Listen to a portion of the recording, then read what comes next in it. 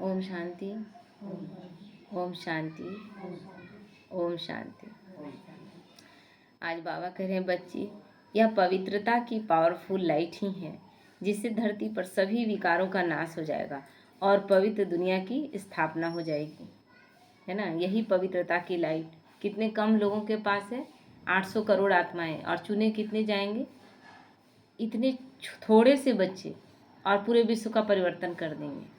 ये धरती जो विकारों से जल रही है, विकारों की अग्नि में ही जल रही है ना, तो बाबा कहते हैं पवित्र दुनिया की स्थापना हो जाएगी। देखो बच्चे, धरती की सफाई हो रही है, इसलिए तमो प्रधानता अति में दिखाई दे रही है, क्योंकि अति के बाद ही अंत होता है। जब भी कोई चीज़ का अति हो जाता है फिर अंत होता है, तो अभी अति में सब कुछ जा रहा है ना। अभी भी हम कहेंगे कि 40,000 वर्ष अभी और बाकी है, अभी भी बच्चे हैं ना। कल एक आत्मा को बता रहे थे तो बोले कि अभी दीदी बहुत दिन पड़ा हुआ है, अभी तो कलयुग का बहुत टाइम है, मतलब अभी हम लोग के पास भी बहुत टाइम है, अभी पुरुषार्थ करने का ऐसा कोई हड़बड़ी नहीं। तो बोले और कितना, अभी जो देख रहे हैं उससे ज़्यादा हम लोग एक्सपेक्ट करते हैं क्या कि उससे ज़्यादा हो। अब तो त्राही त्राही कर रहा है सबका दिल दिमाग। तो बाबा कहते हैं ये अंत की निशानी है, जो अति हो रहा है ना, ये अंत की निशानी है। अब वह समय है जब अंत भी अति में है, अर्थात अब कल्प की बिल्कुल अंतिम घड़ियां चल रही है, जिसमें सभी आत्माओं की सफाई हो रही है। और इस समय जो जो आत्माएं इन विकारों से सुख और खुशी की माइनर सी भी अनुभूति कर रहे हैं ना, तो उन आत्माओं को भी दुख की भासना आएगी।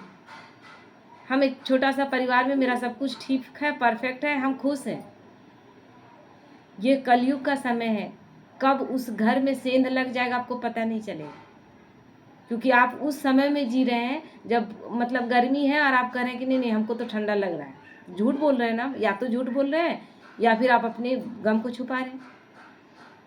तो इस समय हमें ऐसी स्थिति बना लेनी है कि वो सेंध लगाए उससे पहले सुरक्षा कवच ले लेना है।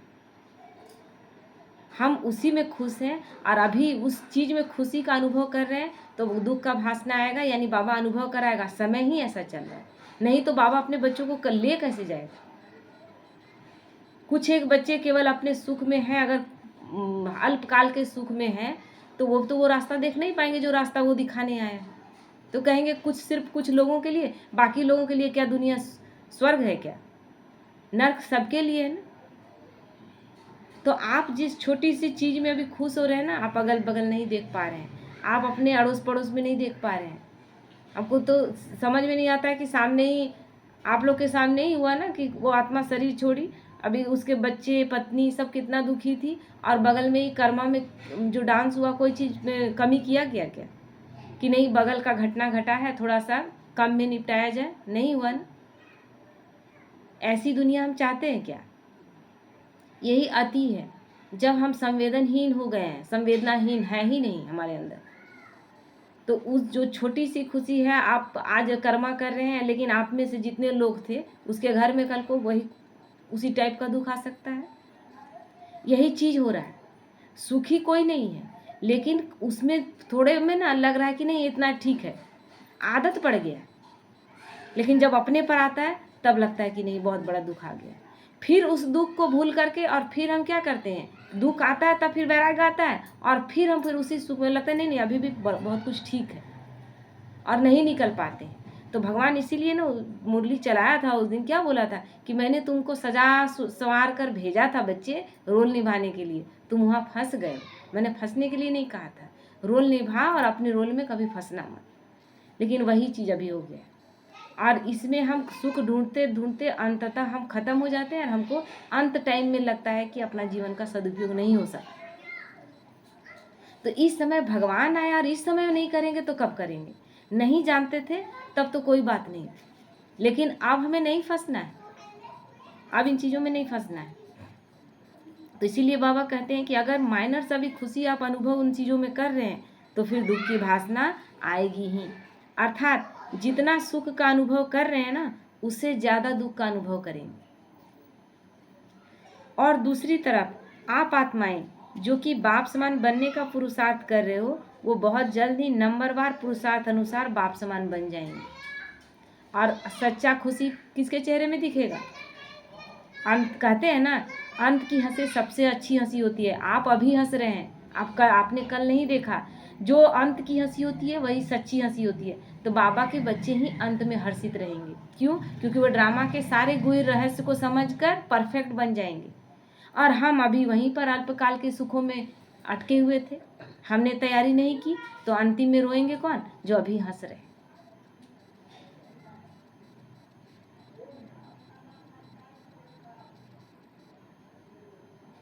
तो देखो, यह बाप पारलौकिक बाप है, जो अति सूक्ष्म से सूक्ष्म, परंतु साथ ही साथ सर्वशक्तिमान भी है। दिखाई नहीं देता वो, लेकिन उनका कार्य कितना महीनता से चल रहा है। कैसे वो एक एक जगहों पर कहाँ कहाँ हमसे मिस्टेक होता है, और उस मिस्टेक को किस आत्मा के द्वारा कैसे दिखाता है, वो तो हर पल हम लोग अनुभव कर रहे हैं ना। जरा सा भी वो इतना सा अपने बच्चों में गलत देखना नहीं चाहता। ऐसी महीन तैयारी चल रही है। लेकिन वो महीन तैयारी किसकी चल रही है? जो मान रहे हैं, जो चल रहे हैं, जिनको पढ़ना है। मान लीजिए जिसने भर दिया है फॉर्म कि हमको आईएएस अफसर बनना है, वो अपनी तैयारी परफेक्ट रखेगा ना, कि कहीं मेरा ना इंटरव्यू में ना एग्जाम में कहीं कोई मेरा दिक्कत ना हो। सारी तैयारी करेगा। तो वही तैयारी हम बच्चों की चल रही है। तो सूक्ष्म से सूक्ष्म कुछ छूट ना जाए, ऐसा बाबा हमारी तैयारी करा रहा है। तो बाप आप सभी बच्चों में एक्स्ट्रा, जो कि आप सबको अनुभव होगी, ऐसी शक्ति भर देगा, जिससे आप सहज ही इस कलयुगी दुनिया से न्यारे होकर बाप समान स्थिति का अनुभव करोगे। कभी कभी क्या होता है ना, कोई बच्चा बहुत पढ़ने की कोशिश कर रहा है, बहुत कोशिश लगा रहा है, लेकिन उसका पावर उतना नहीं। तो कुछ बच्चों को नहीं होता है, 1-2 नंबर लगता है कि नहीं कर पाएगा, तो उसको प्रमोट कर दिया जाता है कि नहीं, 1-2 नंबर से क्लास पीछे क्यों चला जाएगा, 1 साल इसका क्यों बर्बाद हो जाएगा। तो अभी बाबा के बच्चे, वो बच्चे जो नहीं बहुत अच्छा से समझ उतना नहीं है, लेकिन करना चाहते हैं, दिल से इच्छा है, तो बाबा एक्स्ट्रा मदद उन बच्चों को देगा और आगे बढ़ाएगा।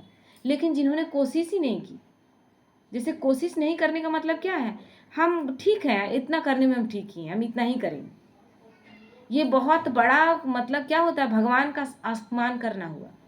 मतलब भगवान कह रहे बच्चे संपूर्ण श्रीमत का पालन करो, और हम कह रहे हैं कि हम इतना ही कर नहीं सके। भगवान का डिसरिगार्ड हुआ ना। तो आप तय कर रहे हैं कि हमको इतना ही करना है, यानी भगवान जो हम लोग का श्रीमत तैयार किया वो श्रीमत गलत है, भगवान को गलत साबित करना। तो जो बच्चे 100% कोशिश करते हैं, कर पाए कि नहीं कर पाए, लेकिन 100% कोशिश करते हैं, उन बच्चों को बाबा अपने एक्स्ट्रा मदद देकर भी आगे बढ़ा दे, ये भगवान की गारंटी। लेकिन जो कोशिश ही नहीं की है, जिन्होंने अभी से तय कर लिया कि नहीं हम इतना ही करेंगे, जैसे कि मेरा परिवार ठीक है और हम इसी में खुश हैं, हम अपना जो मन बुझा रहा है उस हिसाब से हम करेंगे। मेरा इतना बड़ा परिवार, बहुत लोग बोलते हैं ना, इतना लंबा चौड़ा परिवार है, कैसे धारणा करने सकेंगे, कैसे चलने सकेंगे। परिवार को लेके चलना पड़ता है ना। ये सब क्या है, बहानेबाजी। इस सभी के परिवार, जो चलना चाहेगा वो चल लेगा, क्योंकि शुरुआत क्या करनी है, सबसे पहले हमें अपने में शुरुआत करनी, मुझे चलना है। हम कहाँ कह रहे हैं कि पूरे परिवार को आप चला दीजिए ज़बरदस्ती, लेकिन आप चलें, आपको भगवान मिला था। आज ये परिवार, ये सगा संबंधी हमें कुछ समय के लिए मिला है, अल्पकाल के लिए मिला है। ये सब हमेशा रहेगा क्या? टेम्पररी है सब। और हम अकेले आए, हम अकेले जाएंगे। कर्मों का खाता मेरा, सब कुछ जो भी बन रहा है मेरा खुद का अकेला बन रहा है। कुछ भी कोई मेरे साथ उसमें एडजस्ट नहीं कर पाएंगे किसी को, हम अकेले ही। तो हम अपने आप को क्यों रोक लेते हैं, परिवार का नाम लेकर, समाज का नाम लेकर, पूरा परंपराओं का नाम लेकर? नहीं, मुझे चलना है। भगवान कह रहा है और भगवान मेरे लिए आया है। जब हम एक कदम बढ़ा देते हैं कि मुझे चलना है, पर ऐसी ऐसी बहनों ने क्या क्या किया, यहाँ आप दूर मत जाइए, यहाँ पे बहुत सारी बहनों ने क्या किया, परिवार साथ नहीं दे रहा। परिवार को आप जैसा जो खा रहे हैं, आपको पसंद है आप खाइए, लेकिन हम नहीं खाएंगे। शुरुआत यहाँ से हुआ।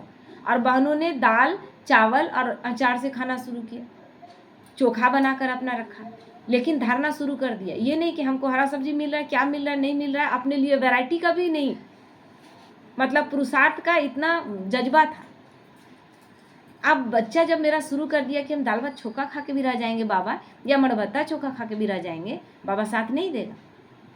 1 महीना भी माताओं बहनों ने कोशिश नहीं किया और बाबा तुरंत सबका सहयोगी बना। और वो क्या पूरा परिवार धारणा युक्त होता है ना। तो हम किसी को बहानेबाजी का नाम नहीं, इस समय बिल्कुल भी नहीं।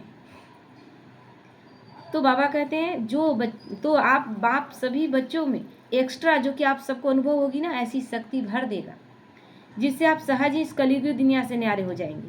इसलिए बच्चे सब कुछ भूल कर एक परमात्मा प्यार में खो जाओ, है ना। इसीलिए शुरू में हम लोगों को क्या बताया गया था, वृक्ष के जड़ों में पानी डालते हैं तो पूरे वृक्ष को चला जाता है ना पानी, कि पत्ते पत्ते को आप डालते हैं पानी। कभी देखिएगा, छोड़ दीजिए, कोई पौधा लगा लीजिए और देखिए जड़ में पानी मत डालिए, केवल पत्ता पत्ता में चुन चुन के उसको भिंगा दीजिए, वो वृक्ष जिंदा रहेगा? क्यों नहीं रहेगा? पानी तो मिल रहा है, पत्ता भी तो उस वृक्ष का अंग ही है ना, लेकिन पत्ते में डालने से तो नहीं जिंदा रह रहा है। जड़ से ही है ना पूरा वृक्ष, उसका आधार। तो यहाँ आधार मेरा शिव बाबा है, उससे हम बच्चे, और हम उन पत्तों में अटके हुए हैं। कोई माता पिता भाई बहन पति पुत्र, इन सब में हम अटके हुए हैं और हम इतने में खुश हैं, ऊपर ऊपर में। जड़ में गया ही नहीं पानी, इसीलिए जड़ में नहीं पानी जाने की वजह से आज हर वृक्ष सूखा हुआ है। नहीं सूखा हुआ है, हर घर में कलह कलेश नहीं है, लड़ाई झगड़ा नहीं है। कहीं थोड़ा सा कोई एडजस्ट कर रहा है, कोई कह रहा है कि हम तो जीवन भर सहन करके ही रह गए। कहाँ सुखी है कोई? दिख रहा है सबको सामने, लेकिन उसमें से कोई एक परिवार का सदस्य को बोलिए हम अपना पूरा जीवन इस घर में खपा दिए, हमको आज तक सुख नहीं मिला। देखिए बाहर सब जगह दिख रहा है कि सब कोई कह रहे हैं कि बड़ा खुशहाल परिवार। नहीं, क्यों? क्योंकि हम वही पत्तों में पानी डाल रहे हैं। आधार जो है, उस आधार को पकड़े। जब हम प्रेम शिव बाबा से करने लगते हैं तो हर एक रिश्ता परफेक्ट होने लगता है। मतलब क्या? प्रेम, शिव बाबा से प्रेम करने का मतलब है कि उसकी श्रीमत के आधार पर जब उससे सारा संबंध जोड़ लेते हैं, अपेक्षा उससे करते हैं। देगा कौन? देने के लिए तो घर परिवार के सदस्य ही हैं, लेकिन जब हम मांगते हैं हम शिव बाबा से, यानी कनेक्शन जब हम उससे जोड़ते हैं हर एक चीज के लिए, इसीलिए कहा गया था, उसका मतलब था त्वमेव माताश्च पिता त्वमेव, यानी हर संबंध तुम उससे जोड़ो। केवल गाने के लिए नहीं था, उससे जब हम हर संबंध जोड़ लेते उसके बाद हमारे सारे रिश्ते अपने आप परफेक्ट होने लगते। और अभी हम वही चीज क्या किए, बाबा से हटा करके और अपने संबंधों में अटके। इसलिए किसी भी परिवार में बिना कलह कलेश के कोई है ही नहीं।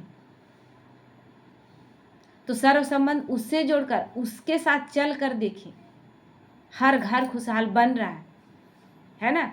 आज ही का दिन है। अभी आशा दीदी को एक मिला है ना, ब्रह्मा कुमारी में, जितना ब्रह्मा कुमारी पूरे विश्व में है, मतलब जितने संगठन है, बहुत सारे संगठन है, बहुत सारी संस्थाएं हैं, उसमें दैवी गुणों से युक्त चुना गया है। उसमें एक हमारी आशा दीदी को भी चुना गया है।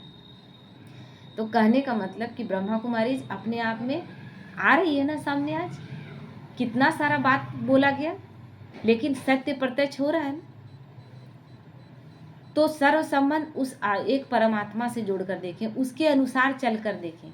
हम अभी क्या कर रहे हैं कि उसके अनुसार नहीं चलेंगे, और इसीलिए अभी क्या होता है कि अपने बच्चे हैं उसको पढ़ा रहे हैं, लिखा रहे हैं, हर तरह का सुविधा दे रहे हैं, एक अच्छा पोस्ट ले ले रहा है, लेकिन माँ बाप भारी लगने लग रहा है, माँ बाप को नहीं रखना चाह रहा है। क्यों? बड़ा बुरा लगता है। 9 महीना गर्भ में रखे, पढ़ाएं लिखाएं, इतना पैसा खर्च किए, अपना सब कुछ उस पर लगा दिए, और देखो मेरा बेटा पराया हो गया। भगवान ऐसा नहीं कहेगा।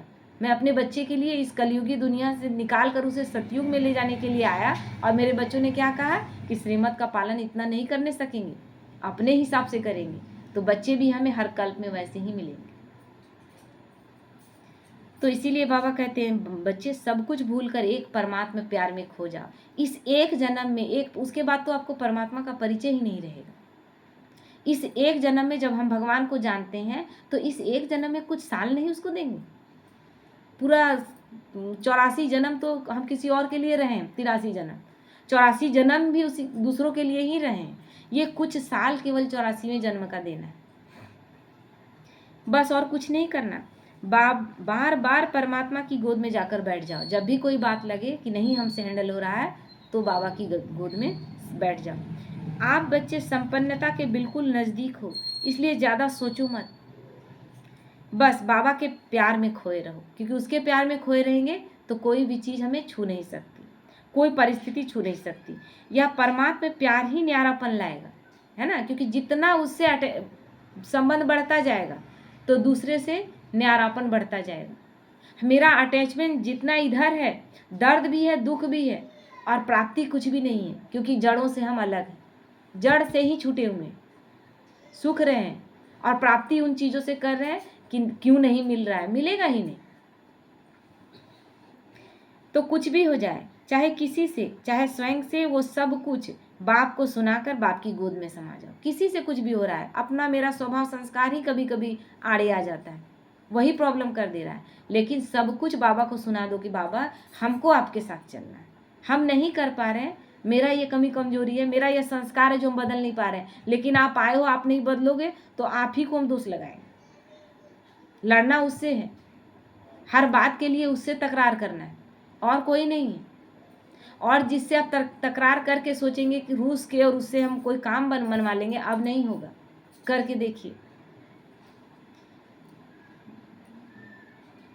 तो प्रेम करो परमात्मा से, प्रेम ही सुख का सार है, इसलिए बस परमात्मा प्रेम में खो जाओ, एक वही, और कोई आधार नहीं। ओम शांति।